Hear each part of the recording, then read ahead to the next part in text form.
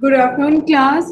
Today, one more time, I will repeat fraction distillation, steam distillation, and vacuum distillation. Okay. So, start with fraction distillation. In all distillation process, the most important condition is when vapor pressure is equal to the atmospheric pressure, then only any liquid start boil. ठीक है. तो जब vapour pressure equal to हो जाता है atmospheric pressure का, तभी कोई लिक्विड बॉयल करना शुरू होता है. ठीक है. तो मेनली जितने भी डिस्टिलेशन प्रोसेस है, सब में इस कंडीशन को फॉलो किया गया है और इस कंडीशन को अचीव करने के लिए उन्होंने कई तरीके यूज किए. ठीक है. For example, in case of fraction distillation, यहाँ पे 2 मिक्सचर लिया गया है, उसमें लिक्विड आपके 2 मिक्सचर्स का है, जिसकी वजह से क्या हो रहा है, दोनों ही लिक्विड एक वेपर प्रेशर एक्सर्ट कर रहे हैं. तो जो vapour pressure is equal to the atmospheric pressure वाली जो कंडीशन है, वो जल्दी अचीव हो जाएगी. ठीक है. सेकेंड, स्टीम डिस्टिलेशन में भी क्या कर रहे हैं, जो लिक्विड मिक्सचर है उसमें एक्स्ट्रा वेपर प्रेशर ऐड करने के लिए स्टीम को यूज किया गया है. ठीक है. In third distillation, that is vacuum distillation, in this क्या किया गया है, जो ओवरऑल एटमॉस्फेरिक प्रेशर है उसको ही by the help of vacuum उसको ही काफी लो कर दिया गया है, ताकि जो vacuum pressure is equal to atmospheric pressure वाली जो कंडीशन है वो जल्दी अचीव हो पाए. ठीक है. तो इन सारे डिस्टिलेशन प्रोसेस में इस कंडीशन को मेंटेन किया गया. Okay. So start with fraction distillation. In case of fractional distillation, first it is use for the liquid mixture that contain miscible liquid. ठीक है. ऐसे लिक्विड्स के लिए यूज किया जाता है जो एक दूसरे के साथ इजिली मिक्स हो जाते हैं. आवाज आ रही है सबको क्लियर? Yes ma'am. और ऐसे लिक्विड के लिए फ्रैक्शन डिस्टिलेशन यूज किया जाता है जिनके बॉइलिंग पॉइंट बहुत क्लोज होते हैं. ठीक है. तो अगर ऐसा कोई लिक्विड मिक्सचर है जिसके लिक्विड कंपोनेंट का बॉइलिंग प्रेशर बहुत पास होता है, तो उनको सेपरेट करना टफ होता है due to closure boiling point. ठीक है. तो इसीलिए फ्रैक्शन डिस्टिलेशन को यूज किया गया है. इस फ्रैक्शन डिस्टिलेशन में एक कॉलम यूज किया जाता है जिसे हम लोग कहते हैं फ्रैक्शनेटिंग कॉलम. ठीक है. आप लोगों ने मैथ्स में पढ़ा होगा, फ्रैक्शन पढ़ा है मैथ्स में? Yes ma'am. Fraction same thing यहाँ पे भी है. जो फ्रैक्शन डिस्टिलेशन है उसमें फ्रैक्शन करके मतलब कम अमाउंट में सेपरेशन होता है, और वो लिक्विड सबसे पहले एस्केप करेगा जो वेपर प्रेशर जल्दी ज्यादा एक्सर्ट करना शुरू कर देगा. ठीक है. या जो ज्यादा वोलेटाइल नेचर का होगा, वो पहले वोलेटाइल नेचर के होने की वजह से वो पहले वेपर फॉर्म में कन्वर्ट हो रहा है. ठीक है.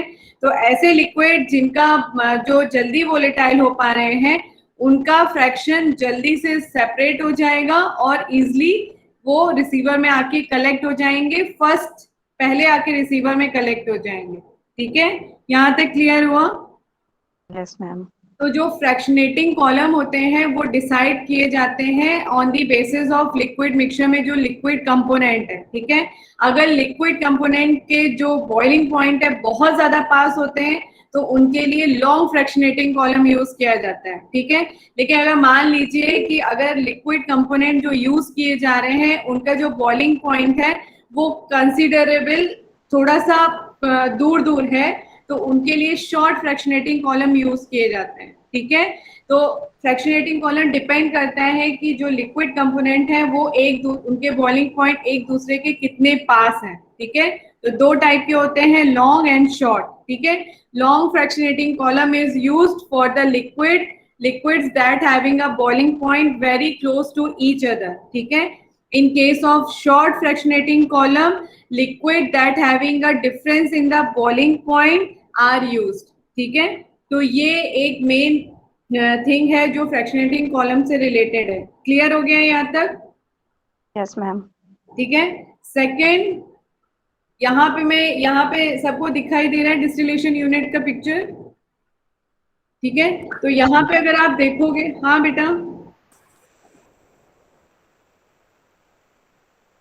हाँ बोलिए बेटा. Nothing, ma'am. I said yes only. Okay. So in case of fractionating column different type के डिजाइन्स होते हैं. ठीक है. जो फ्रैक्शनेटिंग कॉलम्स होते हैं वो कई डिजाइन्स के होते हैं. ठीक है. जैसे younger pear shape column, Hempel column, simple pack column, bubble pack plate column. So these are the design of different fractionating column, ठीक है। मेनली जो फ्रैक्शनेटिंग कॉलम्स होते हैं उनके अंदर डिफरेंट हर्डल्स क्रिएट किए जाते हैं। हर्डल मीन्स होती है रुकावट, ठीक है। तो जितनी ज्यादा रुकावट होगी आपको बहुत टाइम लगता है एंड जगह पे पहुंचने के लिए, ठीक है। जैसे मान लीजिए आप सीधी अगर रोड हो तो आपको अपने डेस्टिनेशन में पहुंचने में कम टाइम लगेगा, लेकिन उसी डेस्टिनेशन के पहुंचने के लिए अगर घूम घूम के जाना पड़े तो आपको टाइम ज्यादा लगता है। तो यहाँ पे भी सेम चीज की गई है। जो फ्रैक्शनेटिंग कॉलम है उनमें हर्डल्स दिए गए हैं। ये हर्डल्स क्या करते हैं, जो भी वेपर्स इसमें से क्रॉस होती है अगर उसके पास सफिशिएंट एनर्जी होगी तभी वो फ्रैक्शनेटिंग कॉलम को एस्केप कर पाएगी। अदरवाइज क्या होगी, वो अगर जहां पे उसकी एनर्जी खत्म हो जाएगी वापस लौट के कहाँ पहुंच जाएगी, स्टिल में, ठीक है। तो यहाँ पे जो मेन हर्डल्स का जो काम होता है वो यही होता है कि जो वेपर्स आपकी सबसे पहले आ रही हैं निकल के स्टिल से फ्रैक्शनेटिंग कॉलम में, अगर उसके पास सफिशिएंट एनर्जी होगी तभी वो पास हो पाएगी और कंडेंसर में पहुंच पाएगी, ठीक है। यहाँ तक क्लियर हुआ? Yes, ma'am. ठीक है।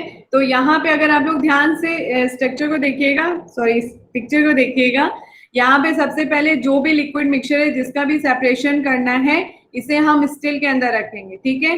देन हीटिंग स्टार्ट की जाएगी, ठीक है।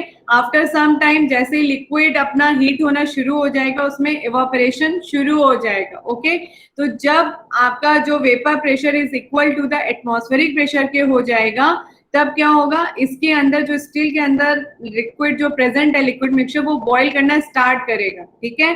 तो लिक्विड मिक्सचर में जो लिक्विड कंपोनेंट बॉइलिंग पॉइंट जिसका कम होगा वो क्या करेगा, सबसे पहले वेपर फॉर्म में कन्वर्ट होना शुरू हो जाएगा, ठीक है।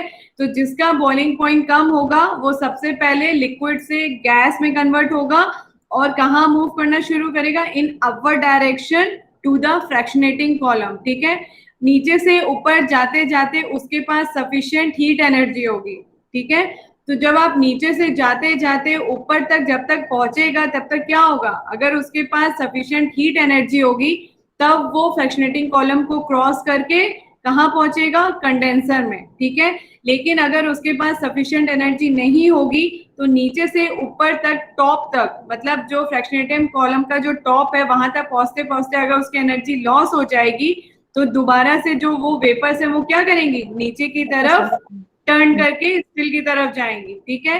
लेकिन साइमल्टेनियसली जो बाकी की वेपर्स हैं जिनका ऑल लिक्विड के वेपर्स तो नीचे से ऊपर जा रही होंगी, तो क्या होगा, ऊपर से नीचे आने वाली वेपर्स क्या करेंगी, जब कंडेंस होके लिक्विड होके कन्वर्ट होके नीचे आ रही होंगी तो नीचे से ऊपर जाने वाली जो वेपर्स है वहां से क्या होगा, एनर्जी ट्रांसफर हो जाएगी, ठीक है। बेटा याद है आप लोगों को convection method? Yes, ma'am. Convection method में क्या होता है, हीट ट्रांसफर कैसे होता है, एक मॉलिक्यूल जब अपनी जगह से दूसरी जगह मूव करके जाता है तो वो अपनी एनर्जी दूसरे मॉलिक्यूल को ट्रांसफर कर देता है, ठीक है। तो यहाँ पे भी सेम चीज हो रही है, नीचे से जाने वाला जो मॉलिक्यूल है, जो वेपर्स हैं, जो वेपर्स के मॉलिक्यूल हैं उनके पास सफिशिएंट हीट एनर्जी है, ठीक है। नीचे से ऊपर जाते समय उनके पास जो एनर्जी है ऊपर से आने वाले मॉलिक्यूल को वो क्या करेंगे, ट्रांसफर कर देंगे, ठीक है। तो जो मॉलिक्यूल का लॉस हो जाता है एनर्जी उसे अब तुरंत सफिशिएंट एनर्जी मिल गई है, ठीक है। तो क्या होगा, एनर्जी मिलने से वो दोबारा से आधे रास्ते से ही एनर्जी सफिशिएंट मिलने की वजह से वो क्या होगा, तुरंत आधे रास्ते से ही फिर ऊपर की तरफ मूव करने लगेगा और मूव करते हुए वो क्रॉस करके कहाँ पहुंचेगा, कंडेंसर में, and after condenser it is condense into the liquid and reach to the receiver, ठीक है। क्लियर हुआ? Yes, ma'am. ठीक है। तो यहाँ पे क्या हो रहा है, जो लिक्विड, जिस लिक्विड कंपोनेंट का बॉइलिंग पॉइंट कम होगा वो सबसे पहले वेपर फॉर्म में कन्वर्ट होगा, ठीक है। अगर जब तक उसके पास सफिशिएंट एनर्जी रहेगी तभी वो वेपर्स मॉलिक्यूल फ्रैक्शनेटिंग कॉलम को क्रॉस करके कंडेंसर में पहुंचेगा, ठीक है। तो ये प्रोसेस तब तक चलती रहेगी जब तक आपका जो लिक्विड कंपोनेंट है ये आपके प्रेजेंट रहेंगे या जो कन्वर्जन हो रहा है लिक्विड टू वेपर वो होता रहेगा, ठीक है। अगर ये फ्रैक्शनेटिंग कॉलम लंबे होते हैं तो उन्हें सेपरेट होने में टाइम ज्यादा लगेगा, ठीक है। लेकिन अगर वहीं पे शॉर्ट फ्रैक्शनेटिंग कॉलम होते हैं तो उन्हें सेपरेट होने में कम टाइम लगेगा, क्योंकि हर्डल्स का जो नंबर है वो कम होंगे। लेकिन अगर लॉन्ग फ्रैक्शनेटिंग कॉलम्स होंगे तो हर्डल्स भी ज्यादा लगेंगे, ठीक है। तो यही चीज है कि नीचे से ऊपर जाते जाते अगर एनर्जी में, जो हीट एनर्जी में अगर लॉस हो जाता है, तो वो मॉलिक्यूल के पास अब एनर्जी तो है नहीं, तो वो आगे बढ़ नहीं पाएगा, और क्या होगा, रिटर्न होके स्टिल की तरफ आने लगेगा। तभी उसे अपना कोई दोस्त मिल जाएगा जो अपनी हीट एनर्जी उसे ट्रांसफर कर देगा, ठीक है। तो जैसे ही उसे हीट एनर्जी मिलेगी, वो क्या करेगा, तुरंत मूव करके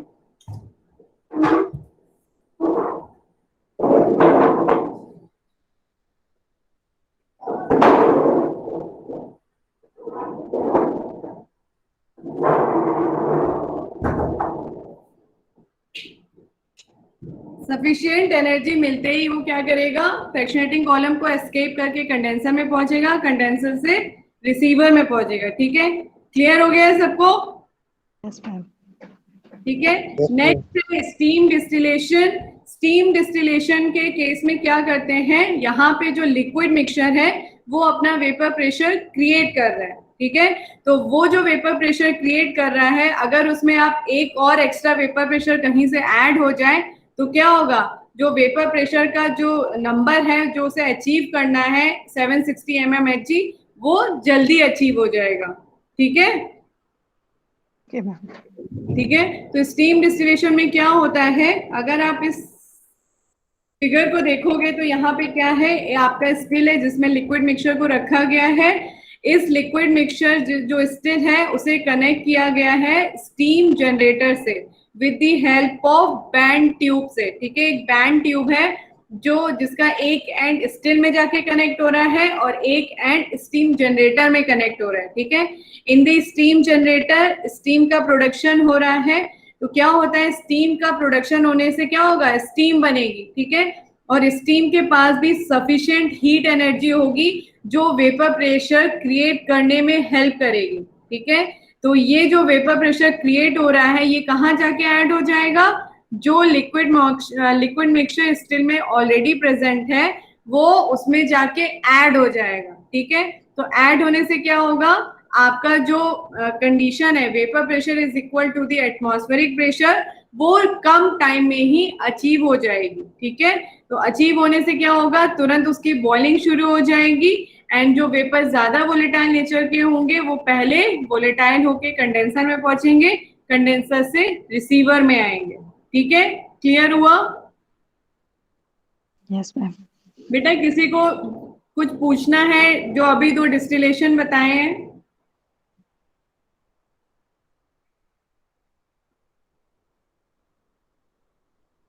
किसी को कुछ पूछना है?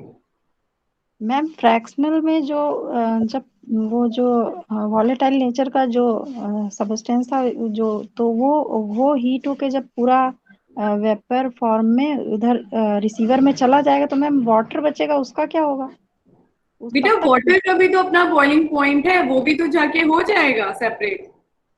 मैम उसके होने तक पूरा मतलब दोनों को ही करना है। ये जो बॉइलिंग पॉइंट जो वेपर कन्वर्जन होता है ये डिपेंड करता है बॉइलिंग पॉइंट पे, ठीक है। तो जैसे ही बॉइलिंग पॉइंट पे पहुंचता है मैक्सिमम आपका जो वेपर्स है वो बनना शुरू हो जाता है। तो यहाँ पे जो मेनली जो फोकस किया गया है वो ये किया गया है, चाहे आपका अल्कोहल हो चाहे वाटर हो, ठीक है। अल्कोहल ज्यादा वोलेटाइल नेचर का होता है as comparison to the water, ठीक है। तो अगर कोई ऐसा मिक्सचर है जिसमें आपका एथेनॉल भी प्रेजेंट है एंड वाटर भी प्रेजेंट है, तो सबसे पहले हीट करने पे कौन एवोपरेट होगा, एथेनॉल होगा, because ethanol is more volatile in nature than water, ठीक है। तो जब आप हीट करोगे तो सबसे पहले किसके वेपर जो पार्टिकल्स हैं, लिक्विड पार्टिकल्स वेपर में कन्वर्ट होंगे, एथेनॉल के, ठीक है। तो एथेनॉल के जब तक बनेंगे, जब तक वो होंगे, तब तक वाटर के शुरू होंगे, क्योंकि वाटर का बॉइलिंग पॉइंट ज्यादा है एथेनॉल से, ठीक है। तो वो उसको थोड़ा और हीट चाहिए होगी अपना वेपर मतलब वेपर प्रेशर को क्रिएट करने के लिए या बॉइलिंग स्टार्ट करने के लिए। तब तक एथेनॉल के जो मैक्सिमम मॉलिक्यूल हैं वो ऑलरेडी एस्केप हो चुके होंगे, ठीक है। क्लियर हुआ? Yes ma'am. ठीक है।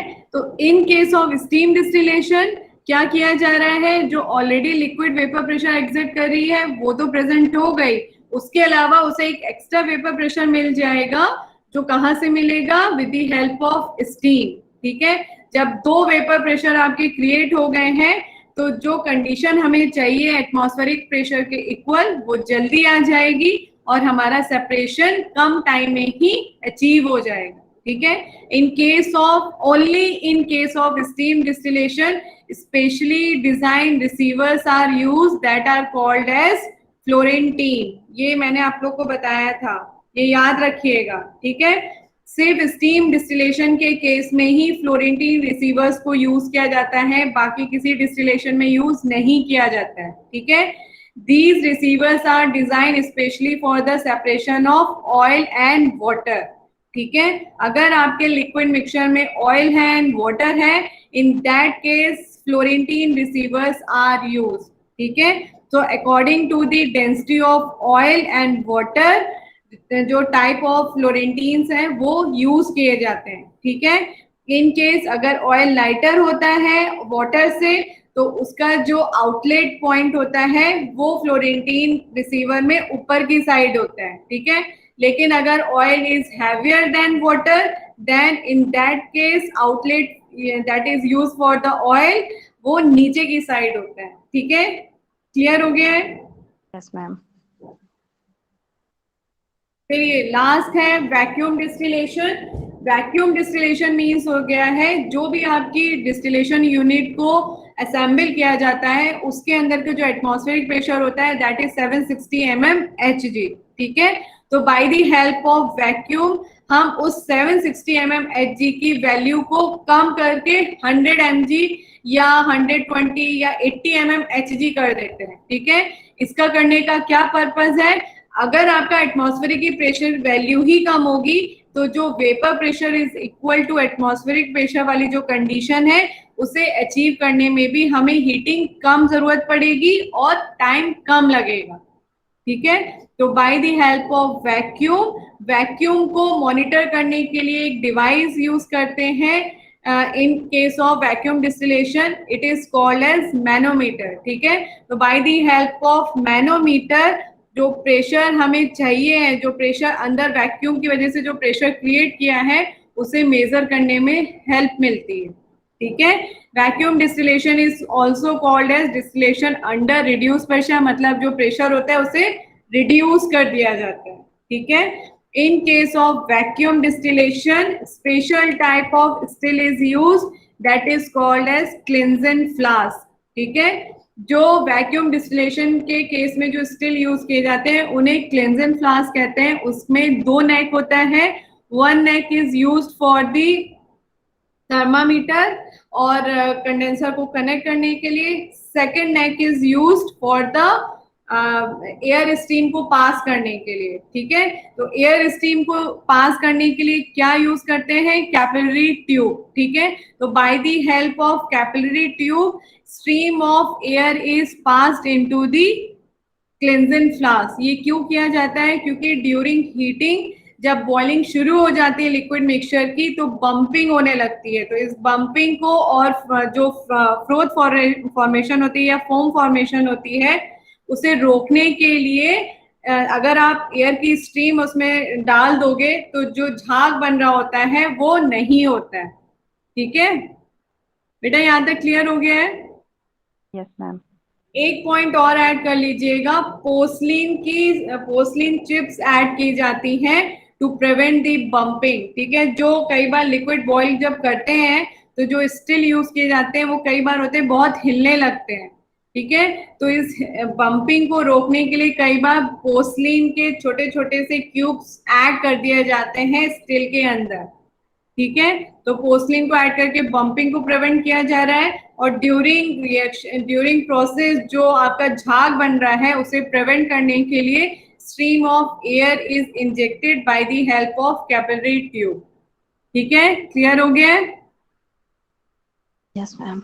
ठीक है, तो इन केस ऑफ वैक्यूम डिस्टिलेशन जो स्टील होता है उसे ऑयल बाथ या वाटर बाथ में रखा जाता है, फिर उसकी हीटिंग की जाती है। ठीक है, हीटिंग करने के बाद जब आप उसे हीट करते हैं तो जो हीटिंग स्टार्ट की जाती है जो लिक्विड मिक्सचर का बॉइलिंग पॉइंट होता है, उस बॉइलिंग पॉइंट में +20 करके हीटिंग की जाती है, ठीक है। हीट किए करने के बाद क्या, जब लिक्विड स्टार्ट हो जाता है बॉईल करना, देन जो बॉइलिंग है वो liquid is converted into the gas molecule.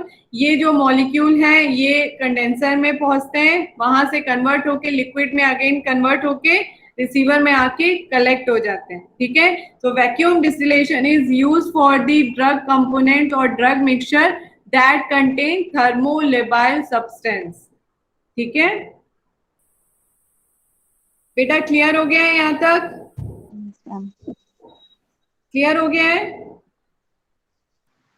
चलिए नेक्स्ट टॉपिक है water. There are different grade of water that is used in the formulation of doses form, ठीक है।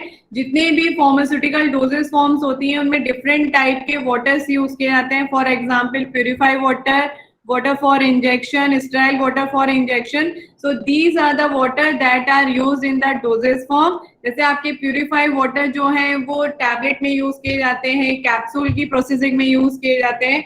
Water for injection are specially design for the parental preparations, ठीक है। तो जितने भी injections होते हैं अगर उसमें वाटर को यूज करना होता है तो उनके केस में वाटर फॉर इंजेक्शन यूज किए जाते हैं, ठीक है। अगर आपको स्टेराइल वाटर यूज करना है in mainly in case of parenteral preparations, तो उनके केस में sterile water for injections use किए जाते हैं, ठीक है। तो these type of water are used in different type of dosage form and these waters are prepared by using different type of process, ठीक है। For example distillation, ion exchange, river osmosis, ये कुछ methods हैं जिनके through water को बनाया जाता है, डिफरेंट टाइप के वाटर्स प्रिपेयर किए जाते हैं, ठीक है। तो यहाँ पे मैंने मेंशन किया हुआ है different grade of water for pharmaceutical purpose, ठीक है। Each type has its own characteristics for all parameters. First type of water में आता है पोर्टेबल वाटर, जो आप लोग को अपने टैप से जो मिलता है।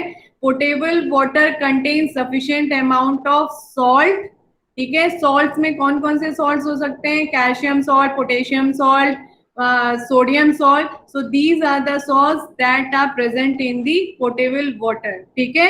Along with the salt, some type of gases is also present like carbon dioxide, hydrogen gas, ठीक है, oxygen. So these are the gases that are present in the potable water, ठीक है। तो जो भी आप टैप वाटर यूज करते हैं उसमें सॉल्ट्स का अमाउंट प्रेजेंट होता है, सॉल्ट्स प्रेजेंट होते हैं और गैसेस प्रेजेंट होती हैं, ठीक है। तो पोर्टेबल वाटर को हम डोजेस फॉर्म की प्रिपरेशन में यूज नहीं करते हैं, ठीक है, क्योंकि अगर जो सॉल्ट का कंसंट्रेशन किसी भी डोजेस फॉर्म में बढ़ जाएगा तो जो डोजेस फॉर्म में इंग्रेडिएंट हैं उसमें ऑक्सीडेशन या हाइड्रोलिसिस या उनकी जो प्रॉपर्टीज हैं केमिकल या फिजिकल प्रॉपर्टीज वो खराब हो सकती हैं, ठीक है। सो इसे प्रिवेंट करने के लिए जो वाटर होता है, जो टैप वाटर होता है, उनमें डिस्टिलेशन प्रोसेस किया जाता है और फिर वहां से जो पानी निकल के आता है that is used in the different doses form, ठीक है। क्लियर हुआ? Yes ma'am. ठीक है। तो फर्स्ट टाइप ऑफ वाटर था पोर्टेबल वाटर, जो हम सब लोग पीते हैं अगर आरओ यूज नहीं करते हैं तो, ठीक है। आपके जो आरओज हैं उनमें आयन एक्सचेंज सिलेंडर्स लगे होते हैं, ठीक है। तो जो आप लोग जो आरओ का पानी पीते हैं या कैंट का पानी पीते हैं ये फिल्टर होके मिलता है, मतलब इसमें जो सॉल्ट की कंसंट्रेशन होती है वो बहुत कम होती है, ठीक है। सेकेंड है प्यूरिफाइड वाटर, थर्ड है वाटर फॉर इंजेक्शन, उसके बाद style water for injection, style bacteriostatic water for injection, ठीक है। ये डिफरेंट टाइप के आपके ग्रेड के वाटर हैं। Purified water is obtained from the tap water and it is prepared by river osmosis, distillation, deionization and ion exchange method, ठीक है। Purified water is used in different pharmaceutical preparation and it is stored at room temperature, ठीक है। जो purified water different method को use करके जो बनाया जाता है उसको store करने के लिए room temperature पे रखा जाता है, ठीक है। Second है water for injection. This type of water is specially designed for the parental preparations, ठीक है। It is sterile non pyrogenic water use for the parental preparation. ठीक है, नॉन पायरोजेनिक मीन्स ऐसे बैक्टीरिया जो वाटर मॉलिक्यूल की वजह से कोई ग्रो कर सकते हैं या डिजीज कॉज कर सकते हैं। तो ये जो वाटर फॉर इंजेक्शंस होता है इट इज नॉन और पायरोजेनिक। नमक लेके आना। ठीक है, तो water for injection, water for injections is manufactured by distillation process or river osmosis process and it is stored at 60 to 80 degree centigrade। ठीक है, स्टोरेज कंडीशन इंपॉर्टेंट होती है क्योंकि ये माना जाता है अगर आप किसी भी पानी को 80 डिग्री पे स्टोर करके रखते हैं तो उसमें बैक्टीरियल की ग्रो नहीं हो पाती है। ठीक है, तो बैक्टीरियल की ग्रोथ ना हो ये हमारा सबसे इम्पोर्टेंट पॉइंट होता है, क्योंकि अगर वाटर में ही आपका बैक्टीरिया प्रेजेंट है तो क्या होगा, जहां जहां आप उस वाटर को यूज कर रहे हैं फॉर्मुलेशन को प्रिपेयर करने में, वहां क्या हो सकता है, टॉक्सिसिटी प्रोड्यूस हो सकती है, या जो फॉर्मुलेशन है अगर उसे पेशेंट कंज्यूम करेगा तो हार्मफुल इफेक्ट प्रोड्यूस हो सकते हैं। ठीक है, तो स्टोरेज कंडीशन इंपॉर्टेंट होती है। तो वाटर फॉर इंजेक्शंस को स्टोर करने के लिए जो टेम्परेचर होता है वो 60 टू 80 डिग्री होता है। ठीक है, प्यूरिफाइड वाटर को हम रूम टेम्परेचर पे स्टोर कर सकते हैं। ठीक है, मीन्स हो गया है जो वाटर फॉर इंजेक्शन हमने बनाया था उसे और ज्यादा हमने स्टेराइल कर दिया है। ठीक है, उसका जो ग्रेडिंग है वो और हाई हो गई है। ठीक है, it is non pyrogenic water contain no anti microbial agent and it is used for fluid replacement। ठीक है, and it is used as vehicle for medication। ठीक है, फ्लूइड रिप्लेसमेंट थेरेपी में स्टेराइल वाटर फॉर इंजेक्शन को use किया जाता है, और अगर किसी वेहिकल को with the help of injection body में देना है तो उस केस में भी हम sterile water for injection use करते हैं। ठीक है, बेटा समझ में आ रहा है। लास्ट है bacteriostatic type water for injection. Bacteriostatic means हो गया ऐसा वाटर फॉर इंजेक्शन जिसमें हमने एक एंटी माइक्रोबियल एजेंट यूज किया है या बैक्टीरियोस्टैटिक एजेंट को यूज किया है एज अ प्रिजर्वेटिव। ठीक है, मेनली जो बैक्टीरियोस्टैटिक यूज किया जाता है इट इज बेंजाइल अल्कोहल। ठीक है, ये एक प्रिजर्वेटिव है जो बैक्टीरियोस्टैटिक की तरह काम करता है। बैक्टीरियोस्टैटिक मीन्स होता है these are the agent that prevent the growth of micro organism. ठीक है, ग्रोथ को प्रिवेंट करता है, किल नहीं करता है। ठीक है, तो ये प्रिजर्वेटिव ऐड किए जाते हैं वाटर फॉर इंजेक्शन के लिए, जो वाटर फॉर इंजेक्शन है उसमें ऐड किया जाता है। ठीक है, अगर आप बैक्टीरियोस्टैटिक एजेंट अगर ऐड करते हैं तो उस वाटर को हम कहेंगे बैक्टीरियोस्टैटिक वाटर फॉर इंजेक्शन। ठीक है, and this type of water is used for dissolving drug that is used for the injection। ठीक है, so these are different type of water that we used in the formulations। ठीक है, यहाँ तक clear हो गया है? Yes ma'am। क्लियर हो गया बेटा? Yes ma'am। ठीक है, अच्छा अब थोड़ा जल्दी सुन लीजिए। ये स्टिल है, this still is used for the production of for the preparation of purified water. ठीक है, इस स्टिल को स्टोक स्टिल भी कहते हैं। ये आपने मेनली हॉस्पिटल्स में देखा होगा और जो आपके कॉलेजेस होते हैं फार्मेसी कॉलेजेस उनमें भी यूज किया जाता है। ठीक है, ये जो आपका स्टिल है ये इसे कहते हैं Stokes still. This still is use for the preparation of purified water and water for injection. ठीक है, ये फिगर सबको दिख रहा है? Yes ma'am। बेटा इसमें जो नंबरिंग की है उसे ध्यान से देखिएगा। ठीक है, ये स्टिल यूज करते हैं प्यूरिफाइड वाटर को प्रिपेयर करने के लिए। इस स्टिल को हम स्टोक स्टिल कहते हैं। ठीक है, इस स्टिल में अगर आप देखोगे सबसे पहला है 1 पॉइंट दिख रहा है सबको, नंबर 1 दिखाई पड़ रहा है? Yes ma'am। Yes ma'am। तो ये जो 1 पॉइंट होता है यहाँ पे क्या करते हैं, जो टैप वाटर है वहां से एक पाइप लगाया जाता है और 1 पॉइंट पे इसकी एंट्री होती है, मतलब वहां से उसे ज्वाइन किया जाता है ताकि वहां से टैप वाटर रन होके इस स्टील के अंदर आए। ठीक है, तो यहाँ पे जो वाटर है वो नीचे से ऊपर की तरफ मूव करता है, मतलब in upward direction movement of water is takes place. ठीक है, तो क्या होता है, यहाँ पे जो वाटर है ये ऊपर की तरफ जाता है। जब आप ऊपर की तरफ जाएंगे, यहाँ पे एक सेकंड लिखा हुआ है 2, वाटर लेवल दिखाई पड़ रहा है, Yes, ma'am.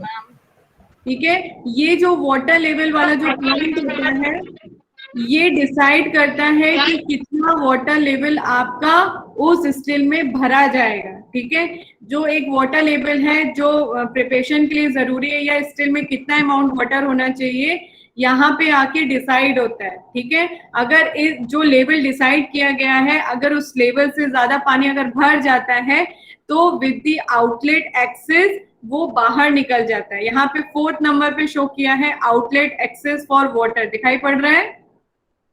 Yes, ma'am. Yes, ma'am. ठीक है, तो अगर वाटर लेवल से ऊपर अगर पानी जाएगा तो जो एक्स्ट्रा वाटर है वो आउटलेट से बाहर निकल जाता है, ठीक है। अब एक बार वाटर लेवल पे आके पानी भर गया है, यहाँ पे एक कांस्टेंट लेवल अटैचमेंट होता है।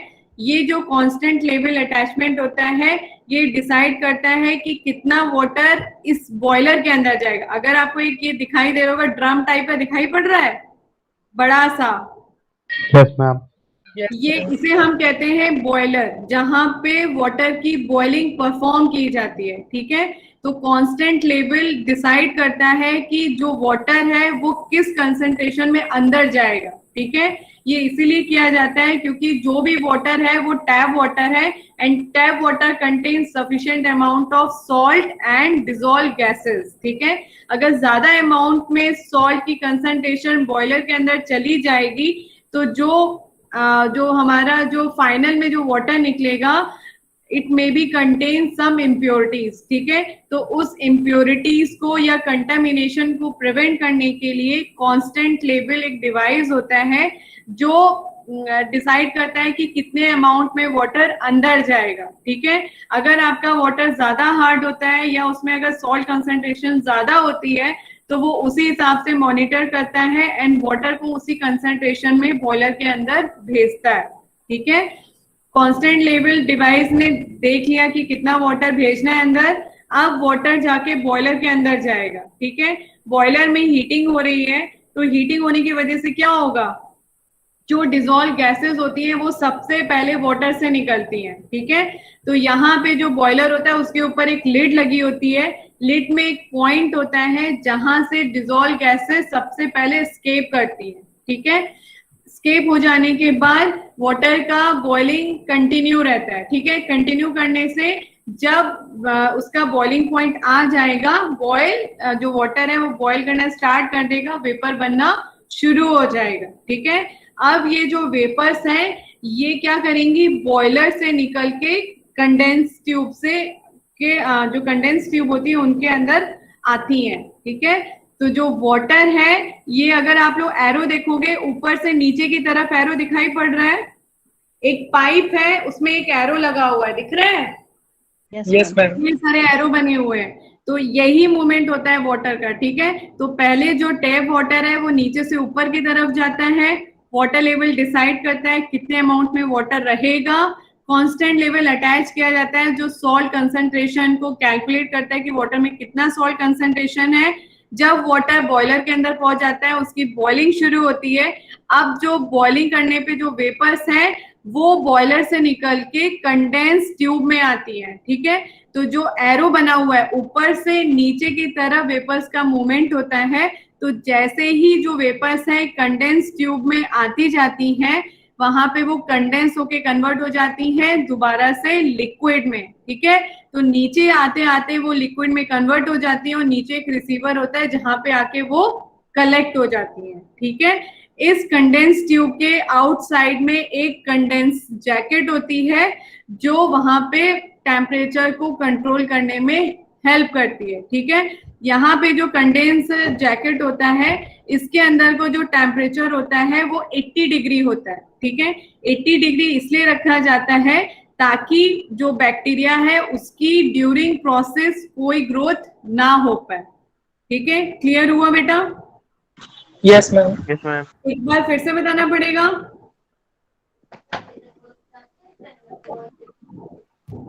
एक बार मैं फिर से बता देती हूँ, ठीक है।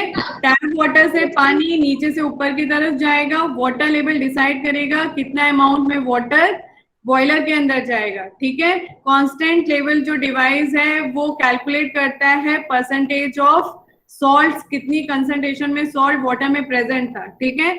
जब वाटर बॉयलर में पहुंच जाएगा तो ऑलरेडी उसकी हीटिंग हो जाएगी, शुरू हो जाएगी, ठीक है। तो जब वाटर, अच्छा एक पॉइंट याद रखिएगा, जो कंडेंस ट्यूब होता है उसके जस्ट बगल में जैकेट होती है, ठीक है। जैकेट से डायरेक्ट अटैच होती है, एक ट्यूब अटैच होती है जिसमें टैप वाटर नीचे से ऊपर की तरफ रन करता है, ठीक है। यहाँ पे जो जैकेट है उसमें ऑलरेडी टेम्परेचर मेंटेन किया गया है 80 डिग्री, ठीक है। तो जो टैप वाटर होता है जब नीचे से ऊपर की तरफ जाता है तो वो भी उसके साथ गर्म होने लगता है, ठीक है। समझ में आया? Yes ma'am. मैम ये कंडेंसर Yes, ma'am. जैकेट का होता है 80 डिग्री। हाँ, कंडेंसर जैकेट मतलब हो रहा है एक जैकेट है जिसके अंदर मतलब या तो उन्होंने स्टीम पास की है जिसकी वजह से जो 80 डिग्री टेम्परेचर हमें चाहिए है वो मेंटेन रहेगा, ठीक है। क्योंकि 80 डिग्री पे बैक्टीरियल ग्रोथ वाटर में नहीं होती है, ठीक है। तो इस जैकेट से जो भी ट्यूब अटैच होगी उसमें जो पानी सर्कुलेट हो रहा है टैप वाटर वो भी गर्म हो जाएगा, ठीक है। Yes ma'am. Ma'am I think ma'am water भी मैम कंडेंसर जैकेट के थ्रू ही जाएगा। बेटा जैकेट इसलिए लगाया जाता है टेम्परेचर को रेगुलेट करने के लिए, ये सॉरी कंट्रोल करने के लिए। जैकेट Yes, के अंदर से ट्यूब है, कंडेंसर ट्यूब मतलब ट्यूब है, उसके अगल बगल जैकेट को अटैच किया गया है, ठीक है। Yes ma'am. क्लियर हो गया बेटा? यस सबको क्लियर हो गया है? Yes, ma'am. लास्ट है इसमें, इस डिस्टिलेशन चैप्टर का लास्ट टॉपिक है water for injection. Water for injection को भी प्रिपेयर करने के लिए सेम स्टोक स्टिल यूज किया जाता है, but only difference is that जो बॉयलर होता है उसमें जहां पे कंडेंसर ट्यूब्स होती हैं जस्ट उसके टॉप पे वहां पे बैफल्स लगाए जाते हैं, हॉरिजॉन्टल स्ट्रिप्स को ऐड किया जाता है, ठीक है। बैफल्स को ऐड करने से क्या होता है, जब आप पानी को गर्म करते हैं तो उसमें से कुछ वाटर वेपर्स जो सरफेस है, जो बॉयलर की सरफेस है, टॉप सरफेस है, लिड है या कॉर्नर है, वहां पे आके वेपर्स कलेक्ट हो जाएंगे, ठीक है। तो क्या होता है कि कई बार अगर वो पानी गर्म होता रहता है तो वो जो वाटर वेपर्स हैं जो सरफेस पे आके कलेक्ट हो गई हैं कई बार कंटामिनेशन कर सकती हैं, ठीक है। तो इसे प्रिवेंट करने के लिए क्या करते हैं, कंडेंसर ट्यूब के जस्ट ऊपर वेफल्स लगा देते हैं, ठीक है। तो जैसे ही वाटर आपका गर्म होके वेपर्स में कन्वर्ट होता है, कंडेंस होके डायरेक्टली कंडेंस ट्यूब में आ जाता है, ठीक है। और जो भाप बनने से जो सरफेस पे जो पानी अटैच हो गया है वो वेफर्स की वजह से कंडेंस हुई वेपर के साथ उनका इंटरेक्शन नहीं हो पाता है, ठीक है। समझ में आया बेटा? हम एक बार और बता दीजिए इसको। थोड़ा सा आपको इमेजिन करना पड़ेगा, जो आपका देखिए जो आपका ये बना हुआ है इसमें जहां पे जो कंडेंसर ट्यूब है, ट्यूब के जस्ट ऊपर हॉरिजॉन्टल स्ट्रिप्स लगा देते हैं। स्ट्रिप मतलब लोहे की नहीं, सॉरी स्टील की लंबी लंबी सी छड़ियां लगा देंगे हॉरिजॉन्टल लेटे हुए उसमें, ठीक है, लेटा के रखेंगे, ठीक है। उससे क्या होगा, जैसे आप लोग कई बार देखे होंगे जब पानी को आप ढक के गर्म करते हैं तो ढक्कन पे पानी आ जाता है, वाटर वेपर्स आ जाती है, देखा है ना।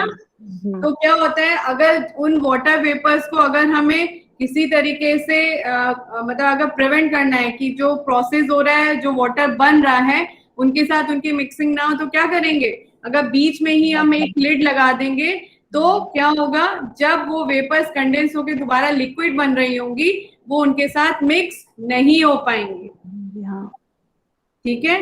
तो वही चीजें यहाँ पे भी क्या करते हैं, कंडेंसर ट्यूब के जस्ट ऊपर पतली पतली सी हॉरिजॉन्टल स्ट्रिप्स लगा देते हैं स्टील की, जिस वजह से क्या होता है जो वेपर्स बन रही होती हैं वो डायरेक्टली कंडेंस ट्यूब में चली जाती हैं, ठीक है। और जो वेपर्स कंडेंस ट्यूब में नहीं जाती हैं, जो बॉयलर की सरफेस पे जाके टिक जाती है या रह जाती हैं, उनके साथ उनका इंटरेक्शन नहीं हो पाता है। क्यों नहीं हो पाता है, क्योंकि बीच में एक वॉल बन गई है, किसकी, बैरियर बन गई है, बेफल्स की, ठीक है, क्लियर हुआ बेटा? Yes ma'am. मैम ये जो लेयर बन गई है, जो बबल्स की लेयर बनती है, बेटा ये बबल्स की लेयर नहीं, जब आप पानी Vapor। गर्म करते हैं तो ढक्कन में पानी आ जाता है। मैम वो स्ट्रिप तो समझ में आ गया कि स्ट्रिप लगा दिया उसमें हाँ, जो वो। बबल्स है, हाँ, जो धुआं की, देखिए जब आप पानी गर्म करते हो तो कोई जरूरी नहीं है कि सारे मॉलिक्यूल जो वेपर्स मॉलिक्यूल हैं कंडेंसर ट्यूब में आए, कुछ हो सकता है बॉयलर की सरफेस पे जाके अटैच हो जाए। Yes ma'am. ठीक है, तो अगर वो कहीं ना कहीं थोड़े टाइम के बाद कंडेंस हो जाती है या उनकी मिक्सिंग ना हो पाए, उसे रोकने के लिए वेफर्स को यूज किया गया है। ठीक है, क्लियर हो गया?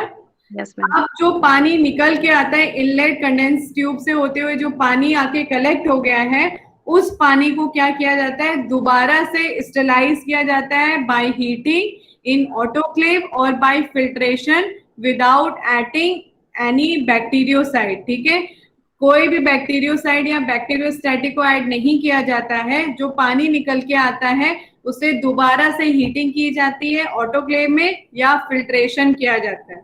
ठीक है, समझ में आ गया? Yes ma'am.